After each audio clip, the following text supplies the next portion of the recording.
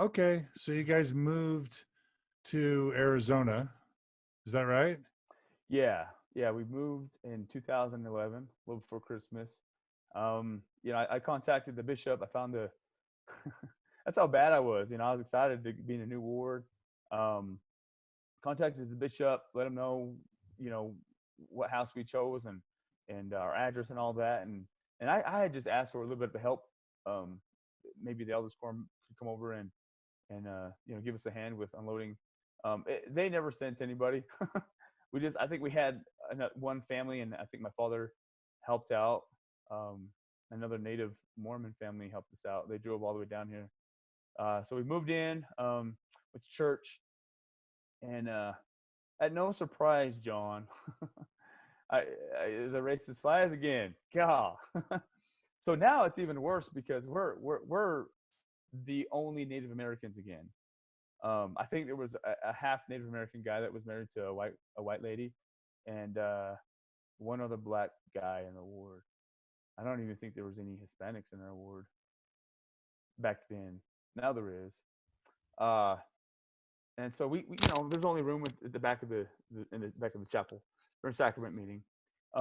It ends, and we stand up and just kind of looking around like, oh, okay, we're isn't the bishop supposed to come up and shoot straight from the stand and shake our hand and welcome us and hug us?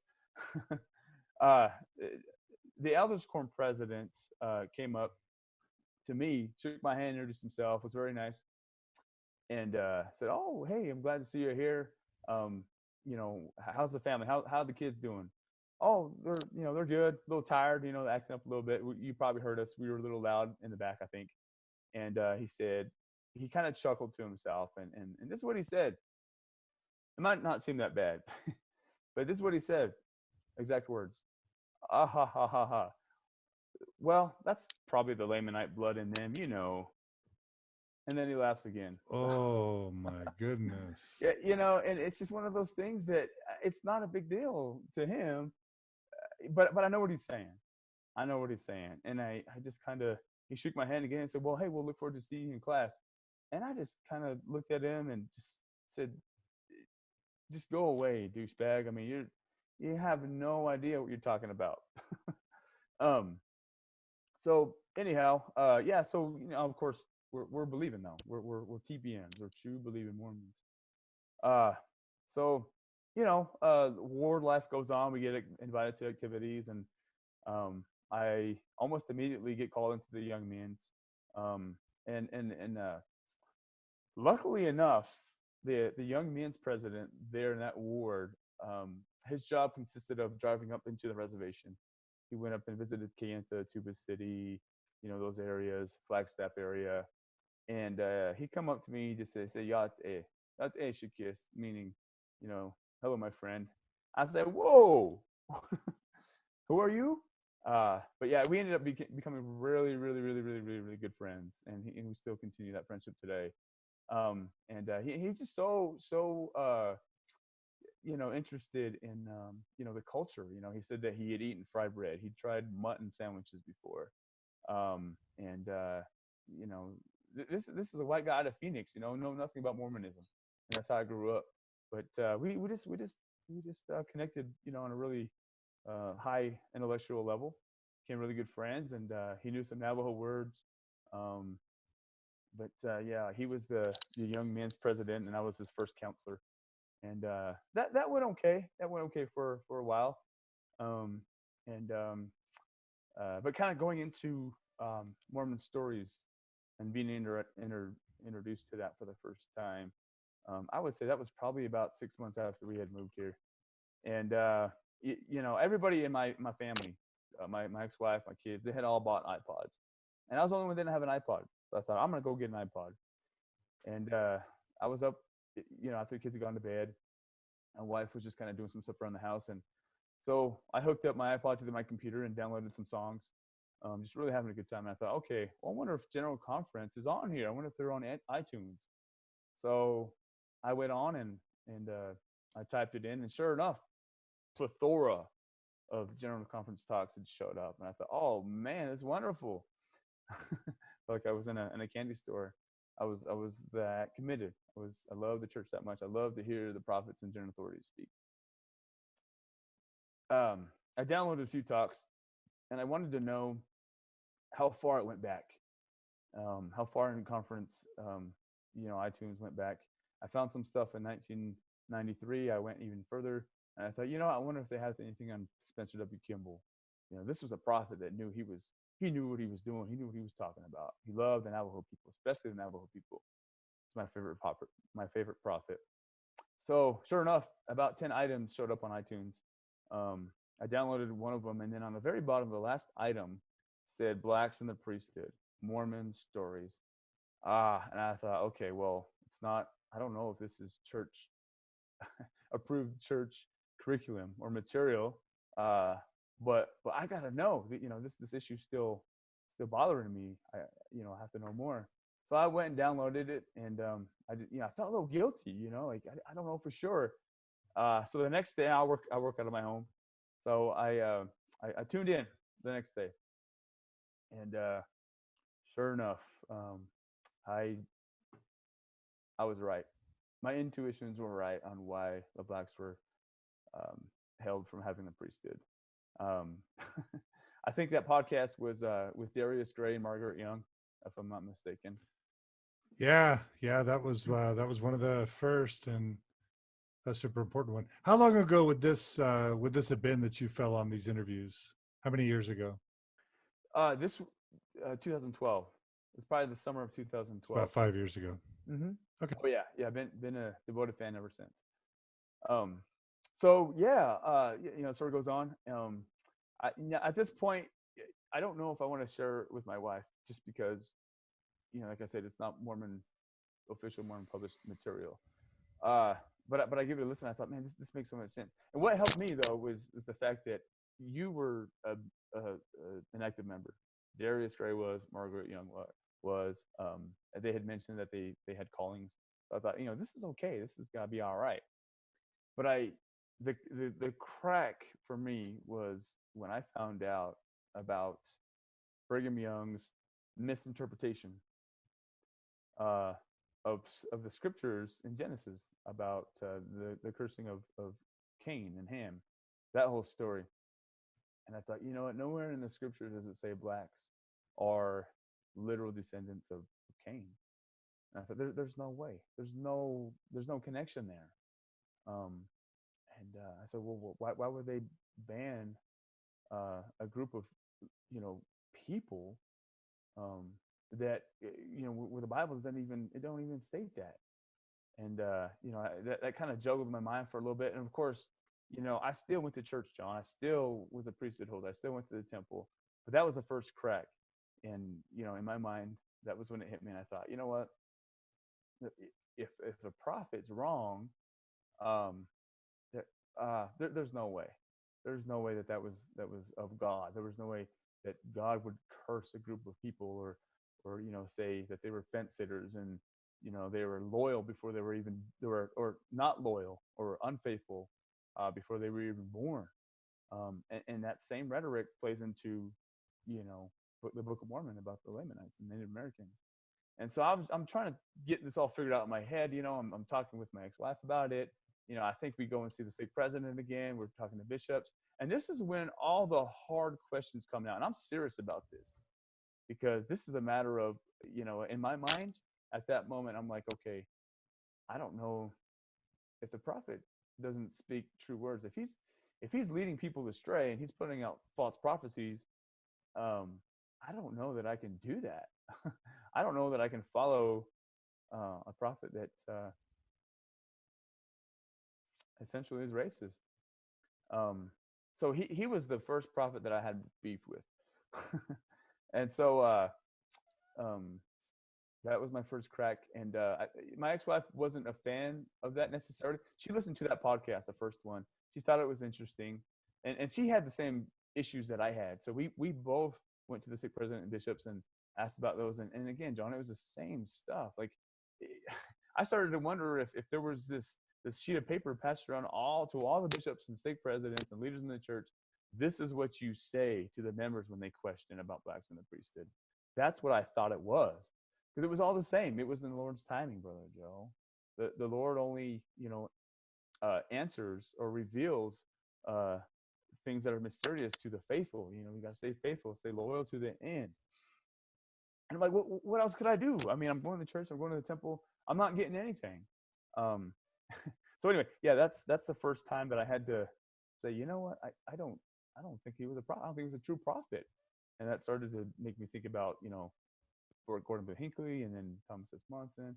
And I just didn't know anymore at this point, John. I just didn't know anymore. But the counsel was, you got to read the Book of Mormon. You got. I already thought I had the burning in my bosom. I thought I already had that. If it's true once, it's always got to be true. That was in my mind. So that kind of led up to more podcasts.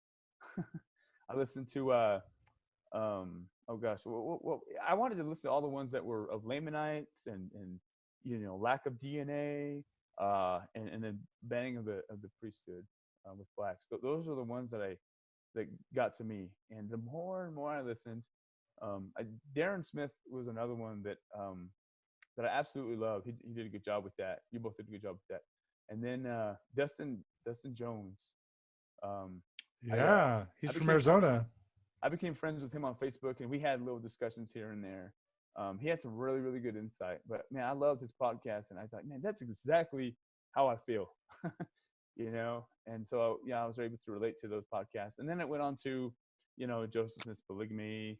I can't remember who you interviewed for some of those. A lot of Richard Bushman stuff was good. Let's see, gosh, what else? Book of Abraham stuff. Polyandry stuff. Back to Joseph Smith again. What else were trying to think? What else was? And then the gay and lesbian podcast started to come out. I started listening to a lot of those, and that really affected me big too.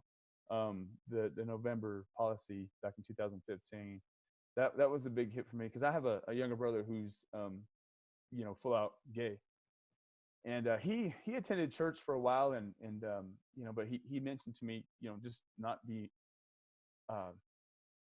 being gay, but also being Native American. He felt like he was getting hit twice, and so he became inactive. As much as he loves the Mormon people, he that was kind of an experience, and I just felt, that's just, I'm sorry. And I told him once that I was sorry for him and having to go through that, and give him a hug. But I just thought, what, as far as the gay and lesbian people, I really feel like the church is went so wrong on how to handle that situation. But I feel like, for those who are bisexual that aren't given those privileges in the church, if they're wanting to get married or sealed, if they're wanting priesthood, if they're wanting callings, those type of things, I mean, I really do think it was the same issue as blacks in the priesthood. Brigham Young saying, the blacks wouldn't get the priesthood until after the millennium, but they get it in 1978, 22 years earlier than what he had prophesied. I really do think that time's going to come for our gay and lesbian brothers and sisters, and that's just my personal opinion. I love my brother. He's no different than anybody else out there.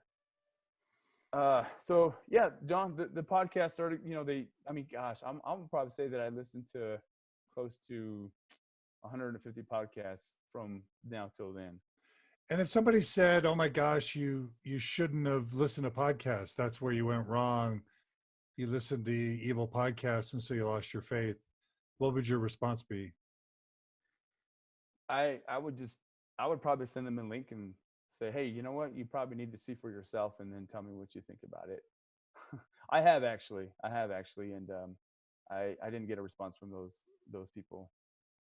No, but I mean, is it the podcast fault, or what would you say? If my disaffection toward the church and falling out is the Mormon Stories is responsible. Yeah. 70%. So it's my fault. It's not your fault. It's the fact that you took it upon yourself and took the courage to question, to research yourself, to really pray about things, and have enough courtesy and love for other people who are going through the same thing to have a chance to express themselves. Because if it wasn't for you, I wouldn't have. I wouldn't know truth. I wouldn't have come back to my true identity as a Native American. And I don't know that I would know of the lies and the things that were swept under the rug, the manipulation tactics that a lot of the leaders put on the members. Yeah, if it wasn't for you, so yeah, I blame you. Absolutely. All right, but you're not mad at me. No, nope, I like you. Okay, so how did things evolve once once you lost your faith? How did things evolve from there? Yeah, so I think my ex-wife was kind of growing a little weary because I was listening to your podcast a lot, so she was a little worried. There was one podcast, another Blacks in the Priesthood issue that I listened to, and I think it was right around when the church essays came out on LDS.org, and that's when I heard about them. So I went online to look for myself, and I read some of them, and I got this crazy idea about printing those. Well, I printed a couple of essays out, but the Blacks in the Priesthood one, and then the Lamanite DNA. I can't remember the specific titles of those. My ex-wife and I printed those out, and we took them to our ward one Sunday. We laminated them. Oh, actually, no, we didn't laminate them. I'm sorry.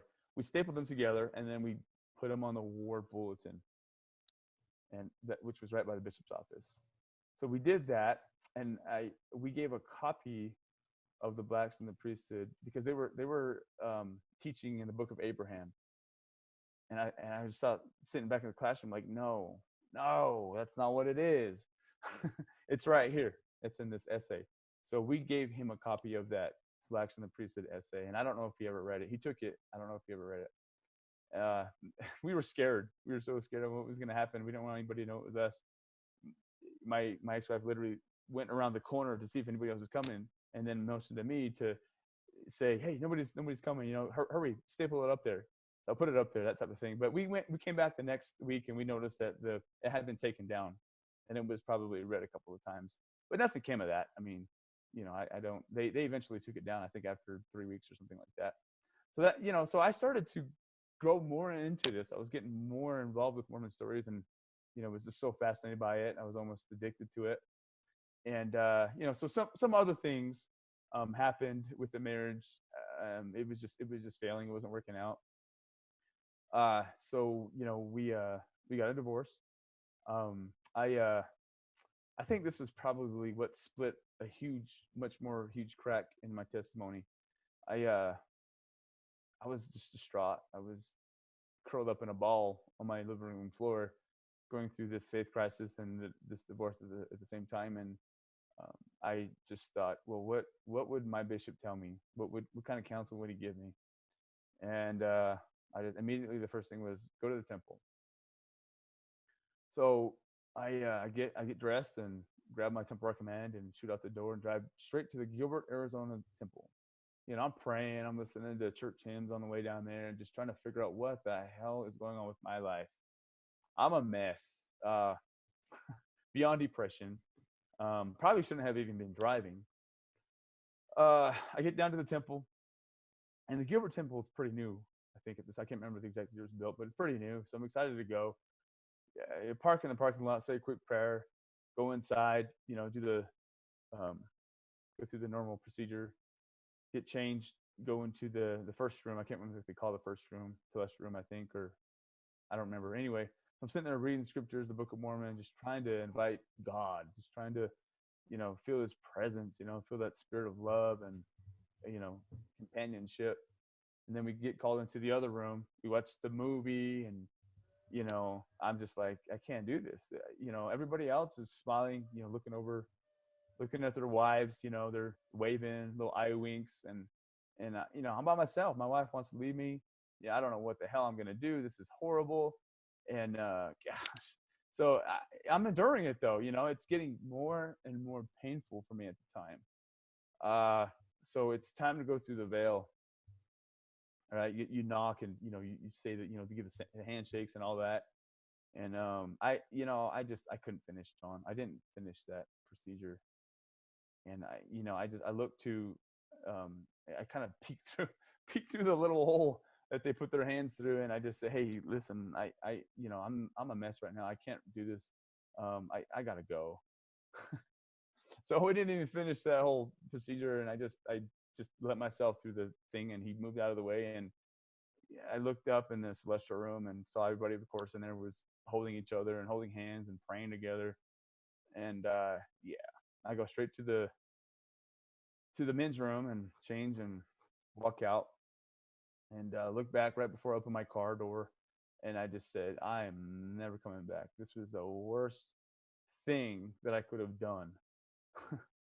So I drive off, and I think I called my mom after that and told her what had happened, and that was the last time I went to the temple. So that was, probably about this time 3 years ago. That's a really an emotional kind of scene.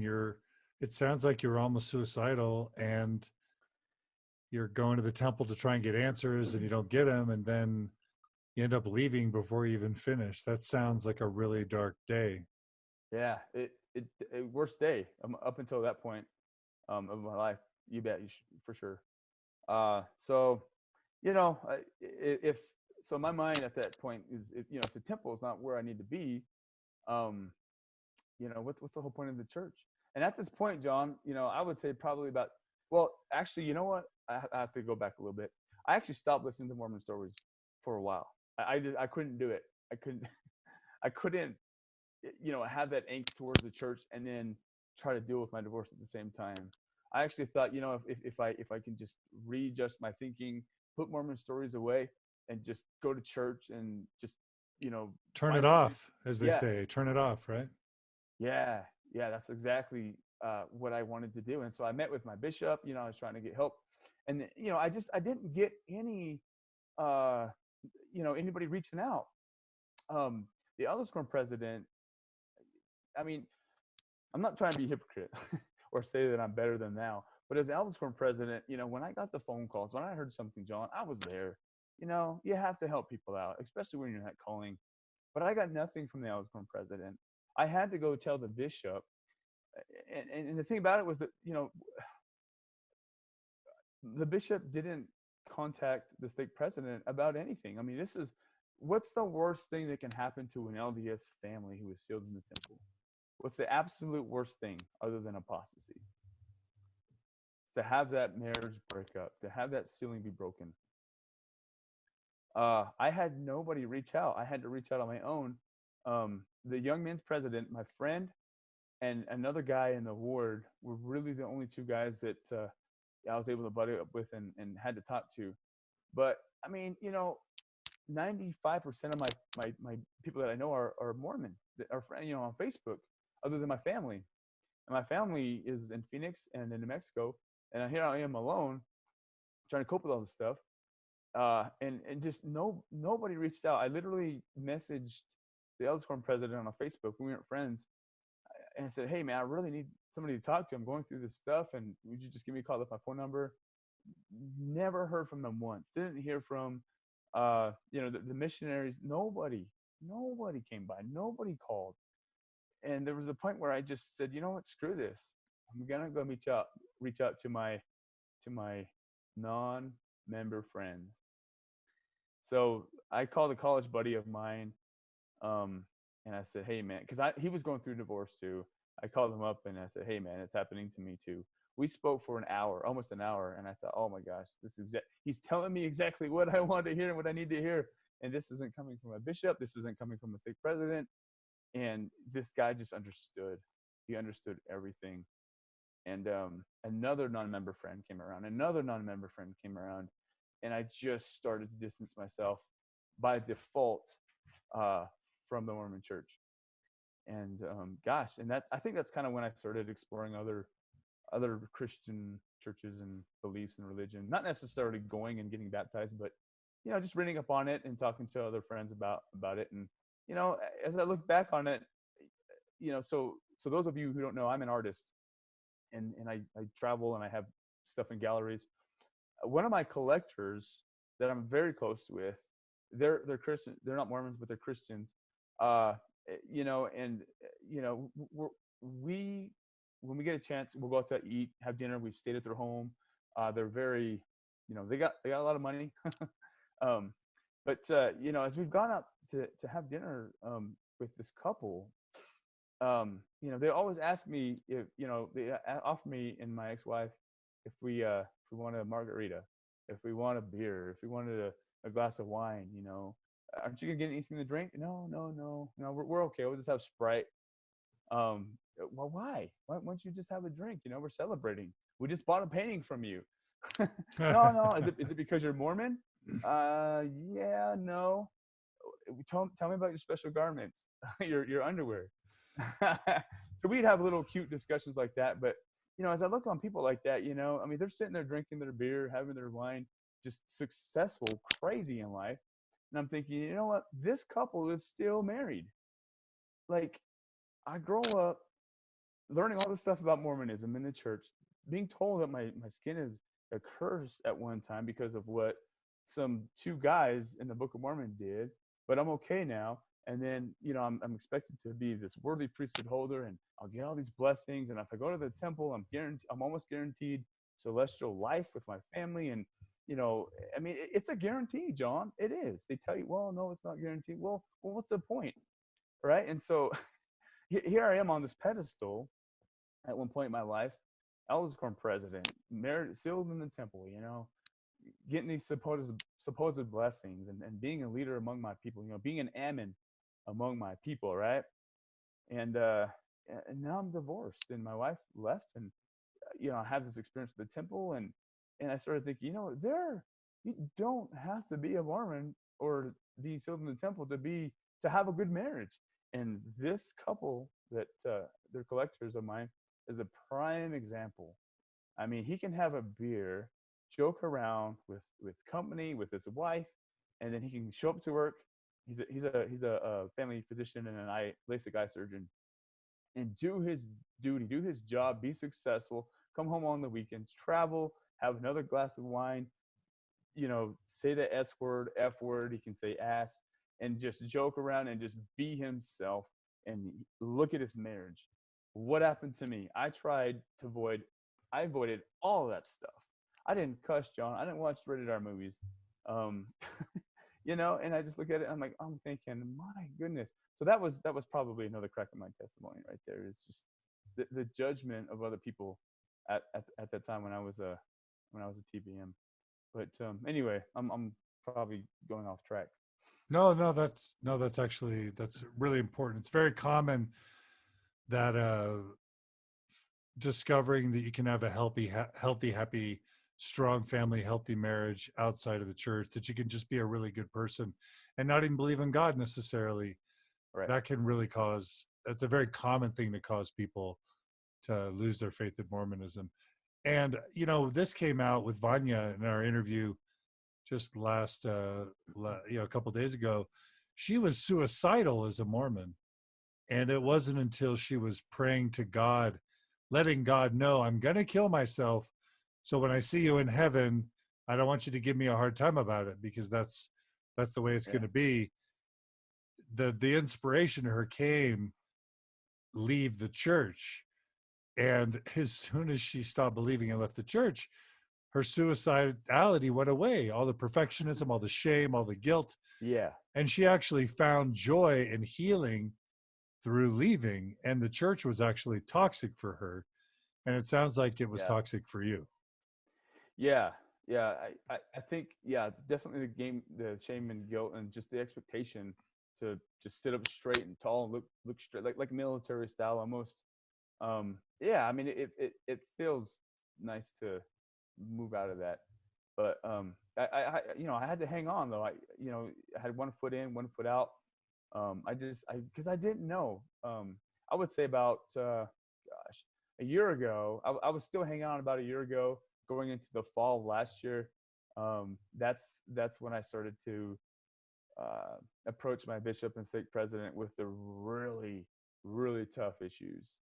I started, asking them about the November policy against gays and lesbian, transgender.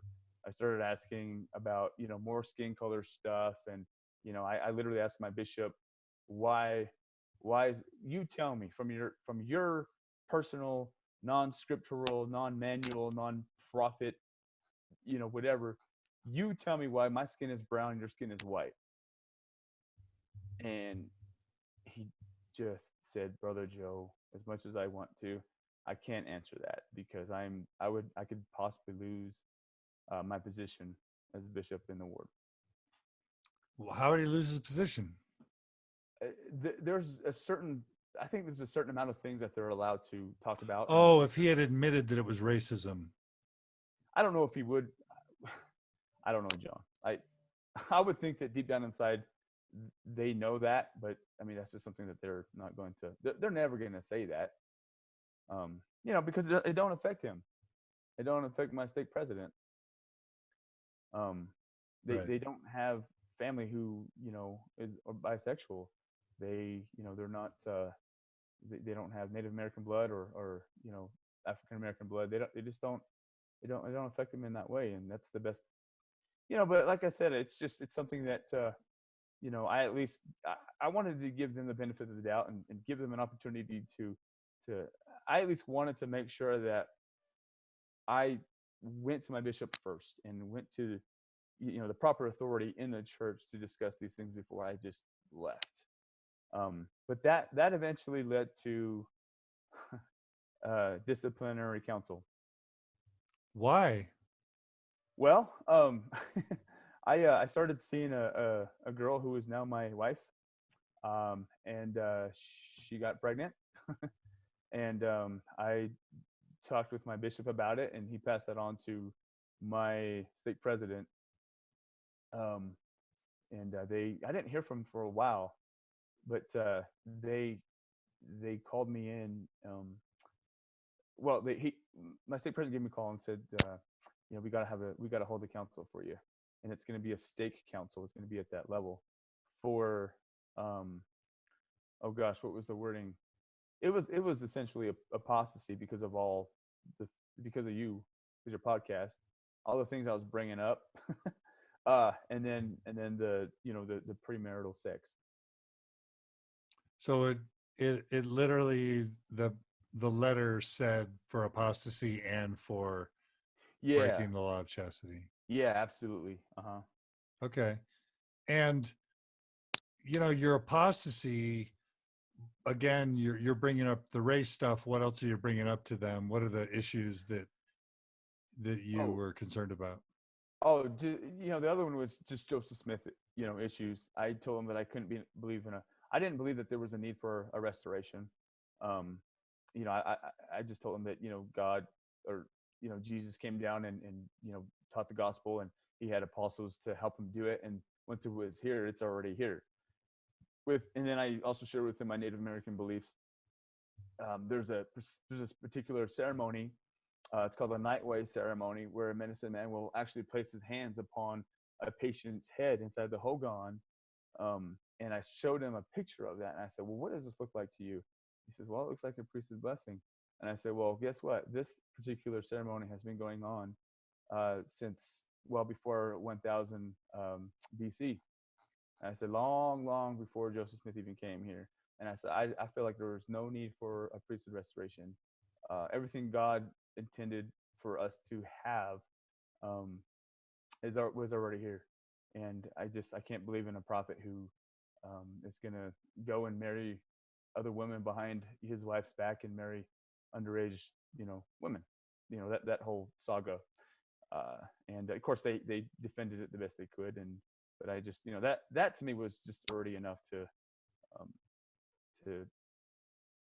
lead me to believe that, he was a fraud and He was just another guy that wants to make up a religion, but was successful in accumulating a lot of followers. So that was my conclusion on that. That was a tough one for me though. Sustaining a profit and all that. It took me a while, but yeah, that and just the racial concerns and issues. Those are probably the biggest two that has led me out. Okay. So did you attend your disciplinary council? Yeah, I did. What was that like? Interesting. What was that like? It was pretty interesting. My bishop, the same bishop that I have had all these discussions with him. We've texted, we've had tons of meetings. We met outside church. Man, I'm just gonna say this guy is the closest to being the most open-minded bishop that I've ever met. I mean, this guy is I had a feel he didn't want me to have a disciplinary council. He didn't think I needed to go through that. But he actually said that I could be a witness for you. As funny as that sounds. Your I know bishop. That's probably gonna make it. Yeah. Your bishop offered to be your witness. My own ward bishop. This guy knows everything that I'm going through. He offered to be that, and I said, yeah. So we went in and we sat down. Man, it was intimidating, but I knew the way I saw it was I could probably teach these guys more than they can teach me. That sounds prideful. What'd you mean by that? In Mormon stories is to credit that. Well, they don't know that Joseph Smith married 14-year-old Annie Alger. They don't know about Brigham Young's quotes about black people. They don't know that he said that they wouldn't get the priesthood until blacks wouldn't get the priesthood until after the millennium. They didn't know that Native Americans that are heritage and bloodlines trace back to Asia and specifically probably Siberia, Mongolia, and Tibet. They don't know my story. They haven't been where I have been. They don't know what it's like to be single and to try to be celibate, after your wife leaves you. They didn't know, they just weren't me. They didn't know what it felt like to be told that your skin is a curse. They didn't know that. And they were all white. They were all white guys. And I said, you know what? This is an opportunity for me to teach them. But, so did you? Not because I know all this stuff came from me. I mean, I had to research these things. And like I said, Mormon stories is was a big help in that. And I just wanted to share what I learned from you and doing research on my own and, looking up the history and digging up what was swept under the carpet for all these years and present it to them. And the fact that it was an anti-Mormon literature that I was looking at. And then bring up they didn't know about the LDS topic essays. They didn't know about that. So that was another thing that I wanted to bring up. So it was kind of intimidating. I wore a t-shirt, nice jeans, and some boots to kind of make a statement. And my bishop was sitting right next to me, and they let me have it. They let me have I think they let me have an hour and 15 minutes. And they let me talk. And the thing, so the procedure was, they couldn't say anything within that time frame. They let me speak, and I was really thankful for that. So I shared everything and how I felt about the church. And I wasn't necessarily wanting to defend my position as being excommunicated or the possibility of excommunication. If I was excommunicated, that would have been fine. But it was more of a, what, I could probably share some things that they've never heard. And I think I did that. So when I was finished, my bishop stood up and he was great. He says, I've known Hyrum to be, honest. He's been very open about things. He doesn't hold anything back. But, if you look at the situation, he's got his kids. He's raising his kids almost on his own. He's just going from day to day, working, sleeping, taking his kids to school, make sure they do their homework. He's trying to, figure out where his spirituality is, but, we can't really blame the guy. So that was kind of where his stance was. And then he sat down. They had us leave. Both of us leave. We sat out the foyer and just visited for maybe 10 minutes. And then the stake president pulled me into his office, and he just said, I says, Hyrum, I really thought you were going to be a little bit more faithful. I really thought that you wouldn't tell about the things that we had discussed in private. Mm. And I was just thinking, well, I mean, what's the point of having a council? So he just said, the brethren and I have prayed about it. We talked about it. We discussed it. And the results of this disciplinary council was you are disfellowshipped. And then he just kind of read me the guidelines on, not being able to pray, bear my testimony. I can still come to church, participate, but I'm not have the calling. Can't go to the temple, those things. And I said, President, I'm fine with all that stuff. So he had me sign a document, and we left. And about a week later, he and the bishop came by to personally deliver a letter. It was one of those letters that says I'm disciplined, but disfellowshipped. But then immediately, they want to talk about how, what you have to do to come back to the church or to repent or whatever. It was like 2 paragraphs long. And, so we were here in my home, and the stake president just he looked over at me and he said, Hyrum, I want you to know that we love you. We want the best for you, but we just don't want you to lose the blessings. And we don't want you to be with a group of people that it's going to burn in flames when the Savior comes. But we love you.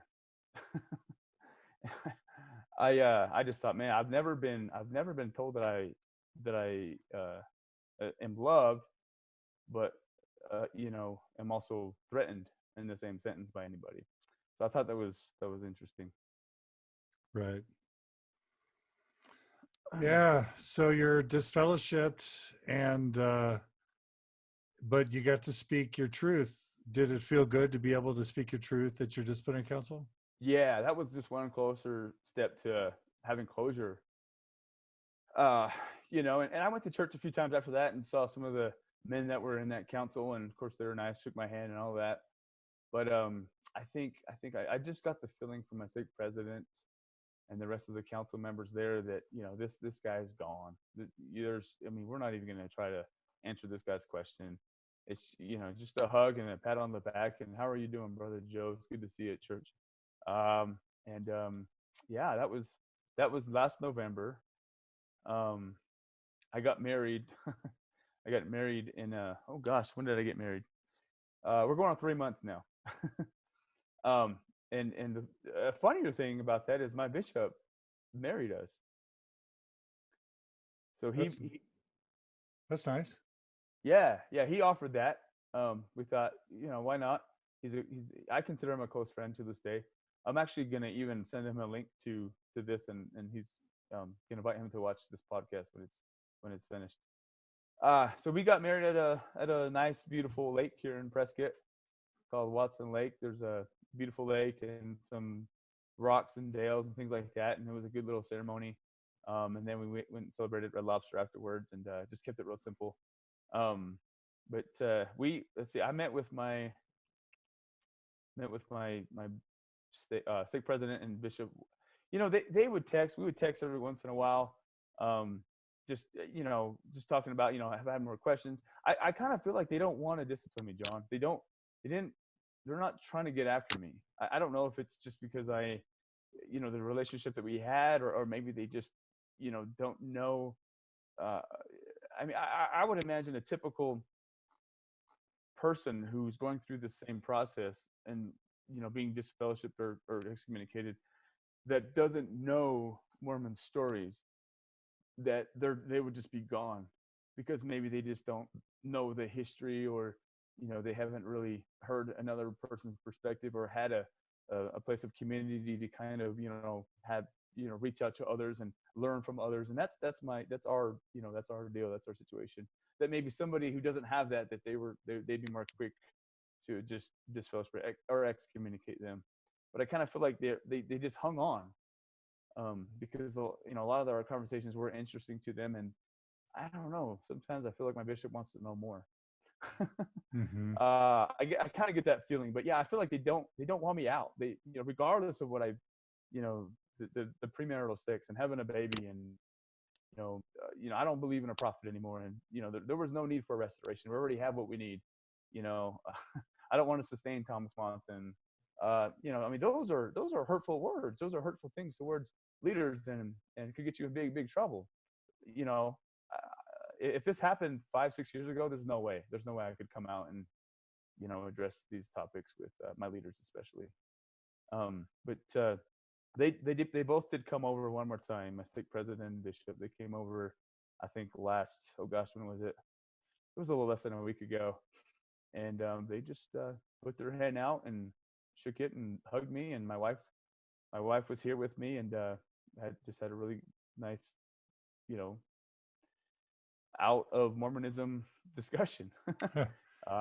And they for the first time, I felt like that was the only time that they really accepted me being out of the Mormon church. So now I'm just, you know, I put my signature, I sent the request in, and I guess they have to send that to the stake presidency or the first, what do they call it, John? Sorry. The first, in Salt Lake. Yeah, the first presidency. First presidency. Yeah. So that I guess I'm just waiting a letter on that, and, you know. So you've resigned your membership. Yeah, absolutely. So you had some interactions with the Tucson Institute teacher, is that right? Yeah, he was my bishop. He was when I was serving as elders quorum in New Mexico. Yeah, he was the bishop at the time, and then when I got called in as a ward executive secretary, we were in the bishopric together there. And he made some interesting allegations, didn't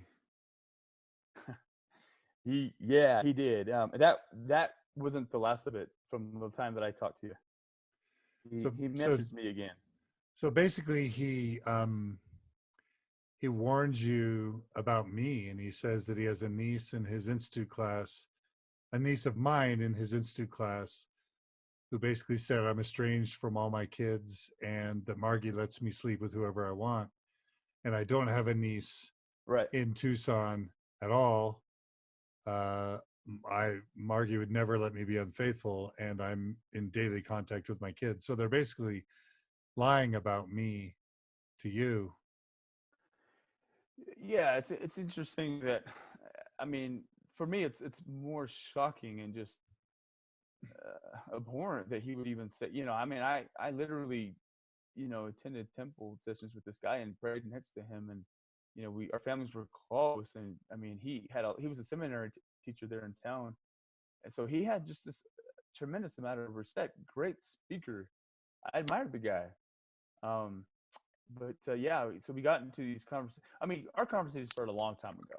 I mean, you know, when I started having questions, and so he would answer them best he could, and we'd have discussions on and off.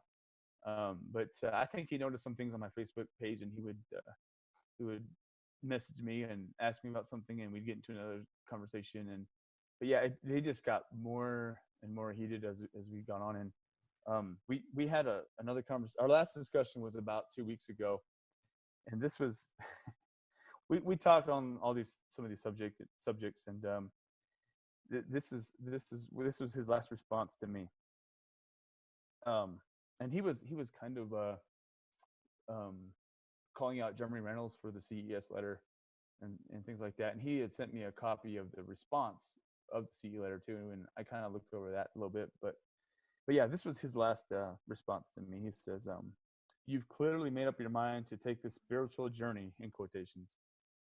"I wish you nothing but the best and pray your sour grapes do not set your children's teeth on edge, and the profligate debt of your bitterness and flippancy will be paid mostly by them."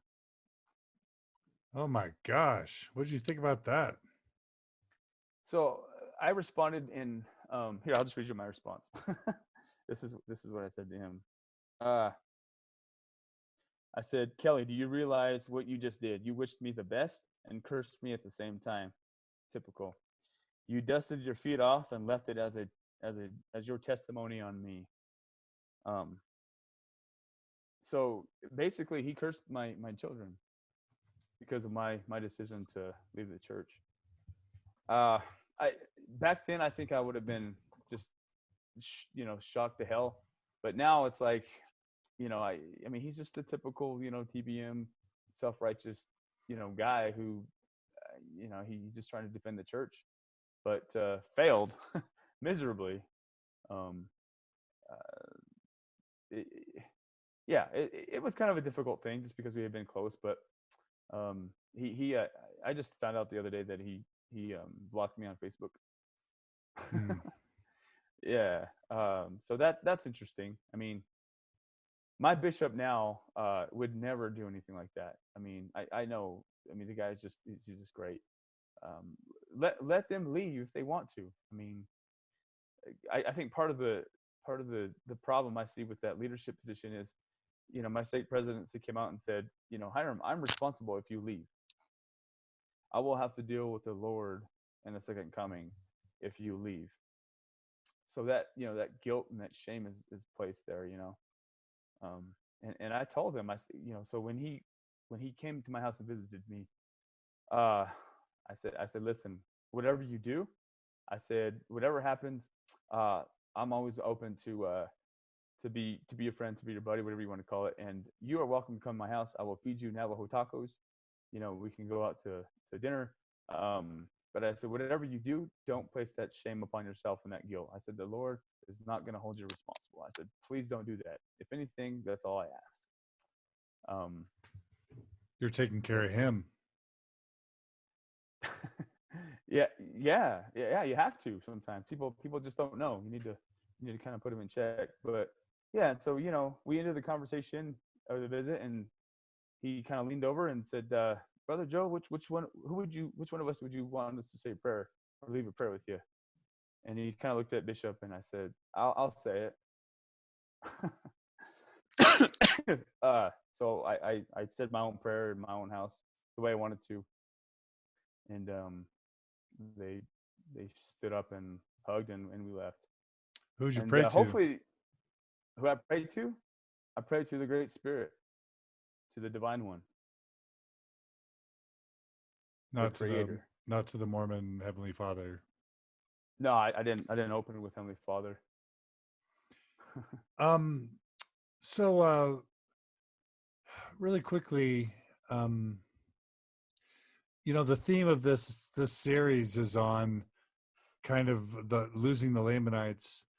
Can you talk about just what it means when the church claims that a book is historical about a people when the book isn't historical, and if this idea of being given a false identity and a one that's cursed, if that's particularly difficult or shameful or hard or something that you're upset or angry about, help us understand if that's something that we should see as kind of really serious and problematic from your perspective.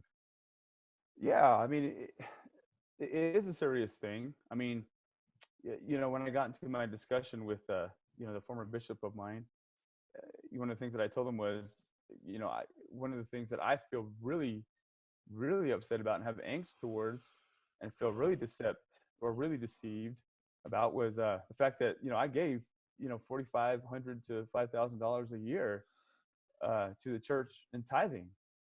I was giving this to an organization that this was the church that was going to get me to heaven. And so tithing was a huge problem for me, and so they're going to sit there and have the leaders preach and teach and testify and bear testimony that if you can just skip out on paying a bill or rent or your mortgage or groceries or a car payment and pay your tithing instead, that the Lord is somehow, some way, mysteriously gonna, a check is gonna come, or somehow that's gonna be paid off. What worse or more harsh of a manipulation can you give to people that are putting everything into the church, their lives, their time, dedication? I mean, with all the callings that I've had, the times that I've had to leave my house at 11, 12 o'clock at night, all the hours that I spent, knocking on people's doors and helping the missionaries out, teaching my own people, not just in elders quorum, but while I was out in the missionary with the missionaries, or just talking in sacrament, giving talks about how my grandfather, my great grandfather Lehi, was really truly our grandfather by blood, and telling my family, hey, we need to get to church. The Book of Mormon is written for us. Um, I feel bad. Uh, in fact, I messaged some people on my Facebook saying, "Hey, you know what? This is my situation with the church now. Whether or not you understand or don't agree with me, but um, I apologize for teaching you what I did in elders quorum. I apologize for going to your door and trying to, you know, get you back into the church. And I did those things only because I was expected to by my bishop and stake president. I don't know that I even had a testimony, but I'm sorry. It makes me want to reach out and truly apologize. But yeah, it's damaging. I mean, just everything else that's brought up with the shame and the guilt, with feeling that you're not good enough. Um, nobody's fully clean. Nobody is just spotless out there. The leaders of the church, they give that image. They'll say and confess, well, I have sins too, and I have to repent from time to time. Okay, well, what are you doing? What are you sinning? uh, then they're not going to answer that. Same thing with a prophet. What's wrong with a prophet if he's just a man? They're not going to answer that. And the scripture, I don't remember where it's at, but I know the church is heavy on, no unclean things shall enter into thy kingdom or thy temple. Well, if we're all sinners, then why are you worthy? Why are you going to the temple? You need to go repent, right? And so those type of things are they're harmful. And so now I know I'm a sinner, and I can say that I'm a sinner. Not that I'm going to go and break the law or hurt anybody, but I know that I can just be myself and be good, but not have that title, that claim of a priesthood holder or temple recommend holder. But anyway, going back to your initial question, my grandmother, she holds a special place in my heart. She believes, John. She's an absolute 100% believer as a Navajo woman, and she's somebody that I could not even have this discussion about. There's no way. So that's something that I'll mention, that's an example. I have extended family. I know other members that are Navajo in New Mexico, in my hometown, that I know they're going through this same thing, but they don't know Mormon stories. They don't have support groups. There's nowhere for them to turn but to God and say, God, why is this happening? Why do I feel this way? Why do I not feel included? Why do I feel like an outcast when I go to the 24 celebration? Like, they have those. I know that, and it's hurting them. But if they leave, if they question, then that's worse off, because what does that lead to? That leads to a divorce. That leads to they're gonna go start partying. They're gonna just let loose. Their life's gonna go down the crapper if they find this stuff out and leave. And because they just don't know. They just don't know any better.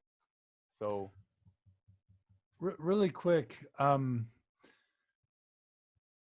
as you've learned more about the Navajo people and just Native Americans in general, do you feel like your ancestors deserve more respect for their accomplishments than sort of being labeled as dark and loathsome people that fell away into wickedness and the white man needs to come and redeem them? My understanding is the accomplishments of the Native Americans, civilization wise, agricultural, linguistic, spiritual, whatever perspective you want to take, it's a heritage to be proud of. And does the narrative in the Book of Mormon allow for for your ancestors to get the respect they deserve, or does it disrespect your ancestors? Yeah, I think it disrespects entirely to make that claim. I mean, who put that idea in there? Whose idea was it that Native Americans are supposed descendants of Hebrew people, or a group of people who have that bloodline. I mean, if you look at the science and that's the route you're going to take, DNA clearly shows that there's no evidence of that. But yeah, I mean, going back to the ancestral thing, I mean, if you look at the World War II, the Navajo code talkers, would we have won that war without the language, without the Navajo language? And you have these Anglo-Mormon school board members, who want to just take that out of schools.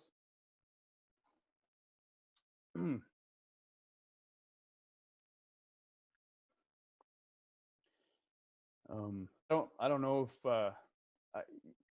if I'm in a place to ask for an apology.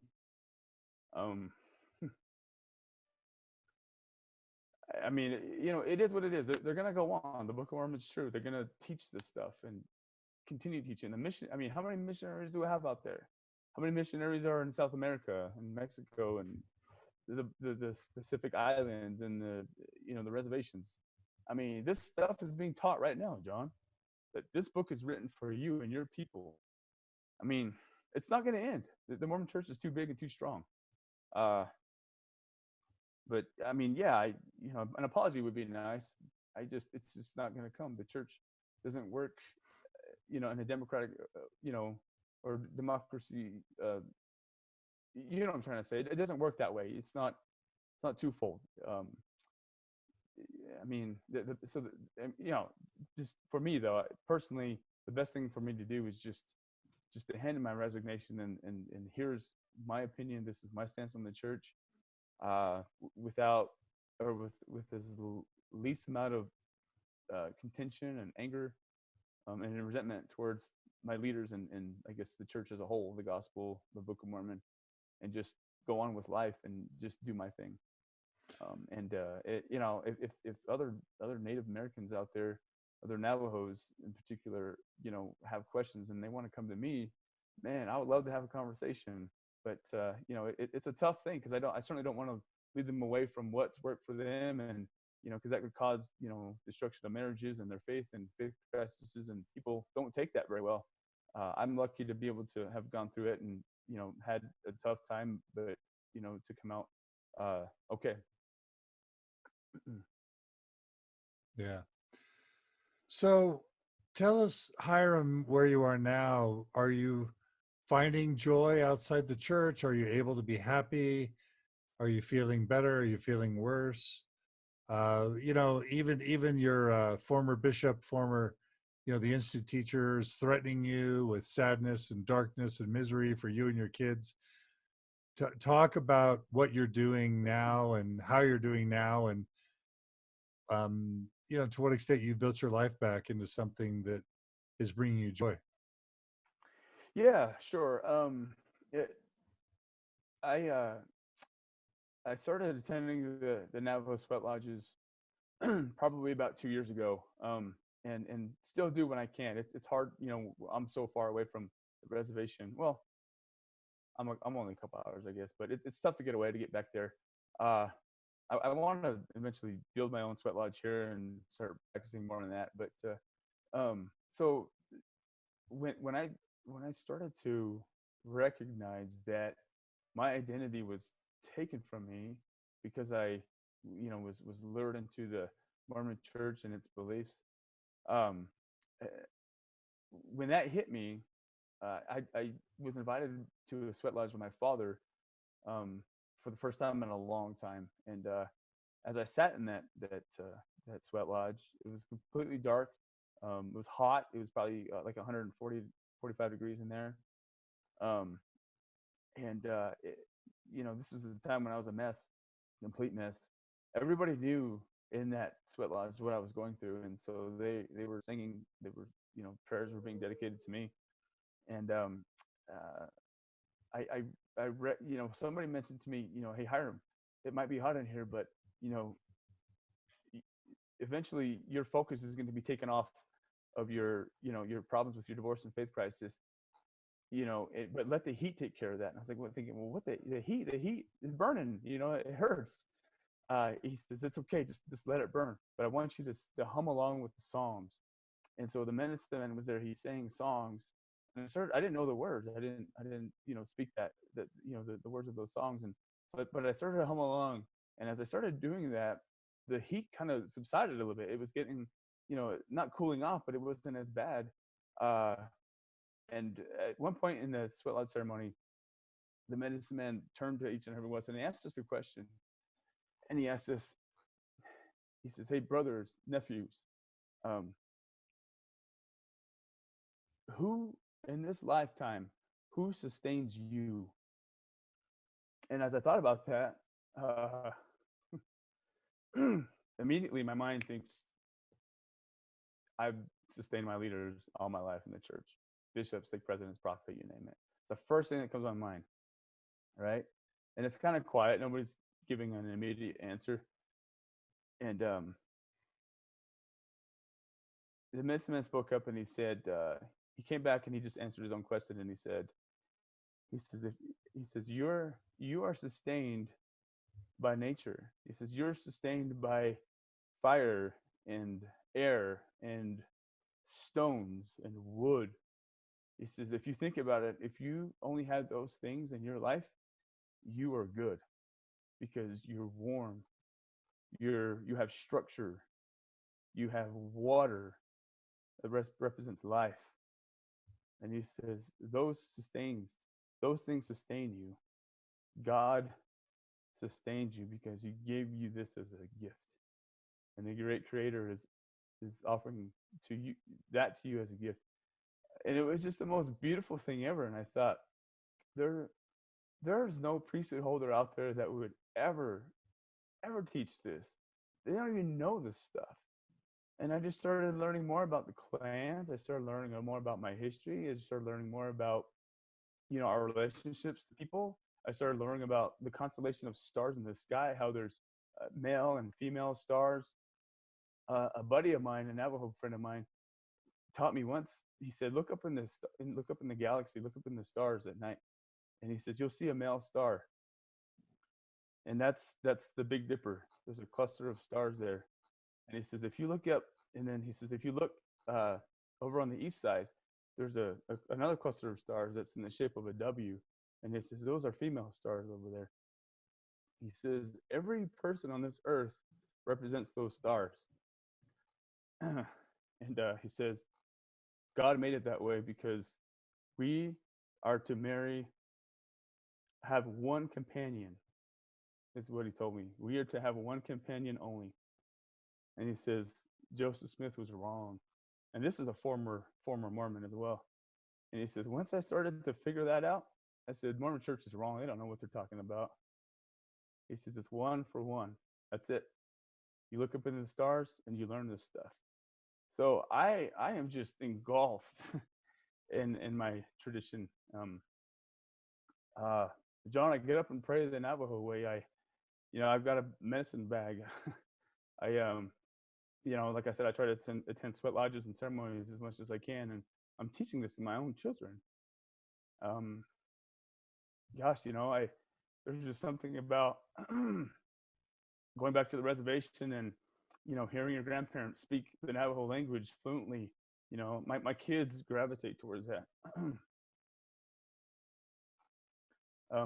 When I'm working in my studio, sometimes I've played, Navajo songs and powwow songs, and the kids will go in there, and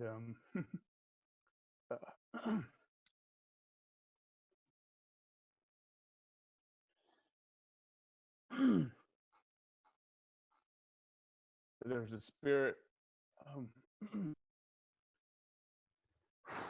that is strong, and they want to be around that. And they sit in sacrament meeting, they're fidgety, they just want to leave. But when they're around those songs, they'll just sit there and listen. I've taken upon myself to indulge myself in my native tradition again. And that's where that's where my spiritual strength comes from. And I pray my own way. I pray where I want to. I try to spend time in the mountains. My Sundays, we kind of started attending another Christian church, but we just stay home and drive as a family to different places. And like I said, my family's free now. And at dinner table prayers aren't in that rote type. Dear Heavenly Father, we thank you for this food. It's different. We hold hands sometimes. But all our prayers are different, and it's a good opportunity for my kids to learn that they can pray how they want to and express what they're really feeling inside, and that's important. And that's kind of where I'm at right now, John.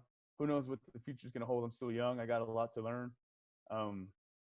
But it's been pretty amazing lately. I've got a good wife who's been supportive of me from day one. And she's listening to the podcast right now. Is she Navajo? No, she's Anglo and Mexican. Well, give her our best, will you? And I will. Hyrum, I just want you to know that this is a very moving and meaningful podcast for me. I really appreciate your willingness to tell your story. I feel sad for the difficulties you've had in relationship to the church. It sounds like there's been a lot of guilt and shame and a lot of negativity along the way, and you tried so hard, and it feels like the church wasn't there for you when you needed the church most. Yeah.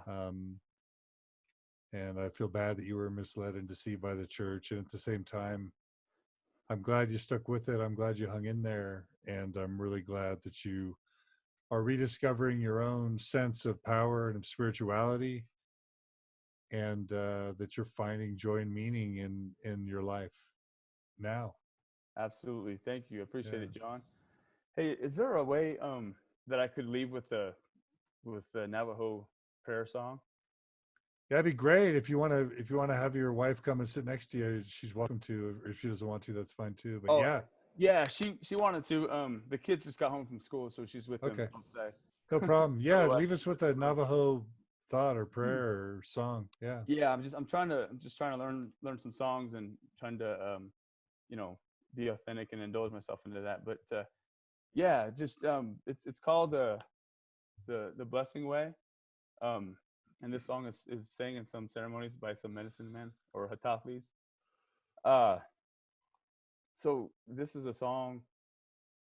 I didn't write it. It's been around for years, and it's really I just wanted to go out to people who, have been through similar situations that I have. People who've been hurt, people who've gone through pain, people still trying to go through it right now. People who've left, and we all deserve, to walk in happiness. We call it Hojo in Navajo. And I just wanted to sing it to you and to my Navajo people as well. Beautiful. It's called Blessing Away. Hey, nay, hey, ya. Jogo na sha ado. She says, Jogo na sha ado. She go. Hojogo na sha ado. Ta'ats o shinago hojogo na sha ado. Hojo na asli, hojo na asli, hojo na asli, hojo na asli, neya heya weya. That's it. And what did that say? May beauty walk around you, above you, below you, behind you, by your side, left side, right side. May beauty surround you always. I love it.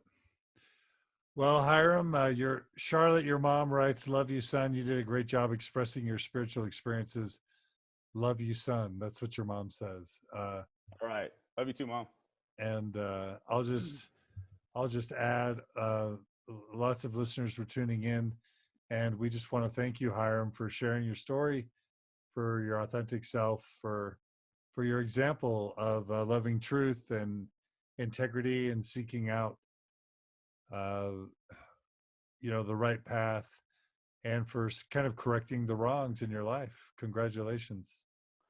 No, yeah, thank you, John. Thanks for providing a place for people like me going through some crisis and transitions, and giving us a place and community to express ourselves and to be ourselves, and just to talk and have good conversation. Thank you. That's great. Please share with us a link to your art. I'd love to give our listeners a chance to support the work that you do. So Yeah, for will sure. you, I'll will do you that. send us a link to some of your artwork? Yes, you bet. All right. All right. Well, I want to thank everyone for tuning in today to Mormon Stories. Hope you've enjoyed this series so far on losing the Lamanites. I want to thank Hyrum Joe for, again, sharing his stuff with us.